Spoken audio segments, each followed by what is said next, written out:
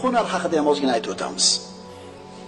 Umar ibn Xattob roziyallohu anhu aytadi: "Inni ara ar-rajula la amala lahu fayasqutu min ayni va qimatu kulli imri'in ma yuhsinuhu." Ishi yo'q, qo'lida hunari yo'q kishini ko'rsam, deydi Umar ibn Xattob, uni meni ko'zimda qadr tushib ketadi. Har bir kishining qadr qiymati uni qiladigan kasbidagi mohirligida.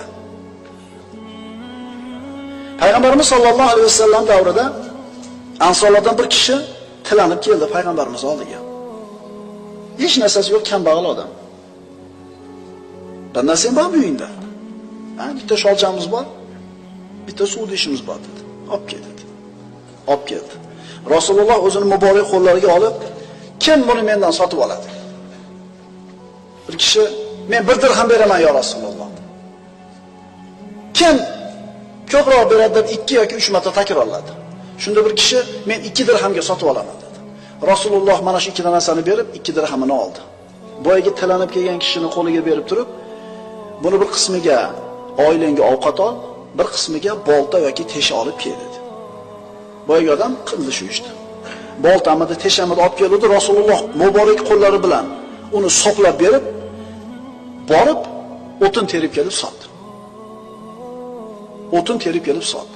15 kun ko'zimga ko'rinmadi dedi. 15 kun seni ko'rmaydi dedi. Ansoriy 15 kundan keyin keldi. Qo'lida 10 dirham pul to'plandi. Shu pulni bir qismiga kiyim sotib oldi, qolgan qismiga oziq-ovqat oldi. Payg'ambarimiz sollallohu alayhi vasallam oldiga kelganida Rasululloh aytdilar: "Hada khayrun laka min an taji'a al-mas'ala nuktatan fi bashqika yawm al-qiyamah." Qiyomat kunida yuzingga dog'ni keltiradigan tilamchilikdan ko'ra mana shu narsa senga yaxshiroq dedi.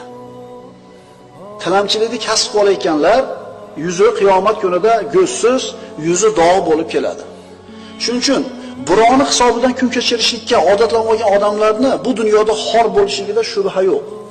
Qara, hech narsasi yo'q. Hech narsasi yo'q. Rasululloh mehnatga bu kishini yo'llab qo'yapti.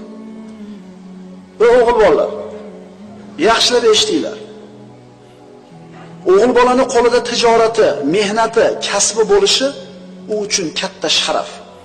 Chunki sahobalarni qarasangiz, kunduzlari ular dunyoda ishini o'lmaydiganqa qiladigan mehnatkash odamlar bo'lgan, ammo kechalari xuddi bugun o'lib qoladigandek rohiblardek tunlarini qoyim namoz o'tkazganlar.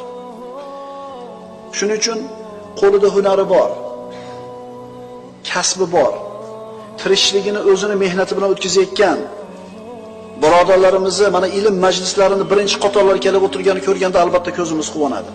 Chunki bunday odamlarning qo'li baland bo'ladi. Chunki bergan qo'l baland, olgan qo'l past degan hikmatda. Shuning uchun qo'lida hunari borlar muborak bo'lsin.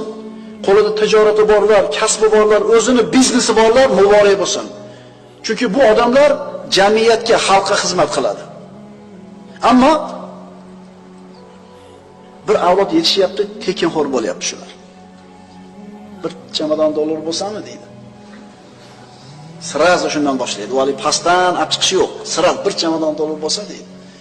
Biz nima deymiz? Bir haftaga qolmay o'lasan sen. Chunki sen bir chamadon dollarni ishlatishlikka aqling ko'targani belingni quvvati yetmaydi. Pastdan chiqinglar. Pastdan chiqqaningiz o'zingizniki. Ishga, mehnatga toqati yo'q, yalqov, tekinxo'r bo'lib o'sgan, keyin katta bo'lgandan keyin bola chaqani boqishga ham qiylanib qolgan odamlarni ko'rganingda, bu ular uchun or, nomus, uyat bo'ladi. Ularni shunga qilgan kim? Kim? Ota-onasi. Chunki otasining puli bo'lgan, qo'y deydi, "Men topgan." Qayoqdan bilasiz, amaki, bu pul sizdan keyin bolalaringizga nasib qiladimi? Qayoqdan bilasiz, sizda bor, hunar berib qo'yaylik. Hunar berib qo'yaylik bolalarga. Umar ibn Xattob aytgan, albatta bu qo'llar ishlash uchun yaratilgan. Agar ularni toat bilan mashg'ul qilmasangiz, bu qo'llar sizni ma'siyat bilan mashg'ul qilib qo'yadi. Qarang, Sirin, Muhammad ibn Sirinning otasi Sirin, qulida ozod bo'ladi, hunari bor ekan, darrov jamiyatda o'rnini topib ishini to'qib keta oladi. Agar hunari yo'q bo'lganda-chi? Hunar yoshlikda o'rganiladigan narsa. 30 ga kirgandan keyin ikkita bolali bo'lgandan keyin hunar o'rgana olmaysizlar ukalar. Chunki shagird 1 yil, 2 yil yuradi, ustodan pul olmaydi. Bola-chaqa och qolib ketadi. Shuning uchun bo'ydoqlikda, bola-chaqa kichkinaligida o'rganib qolinglar.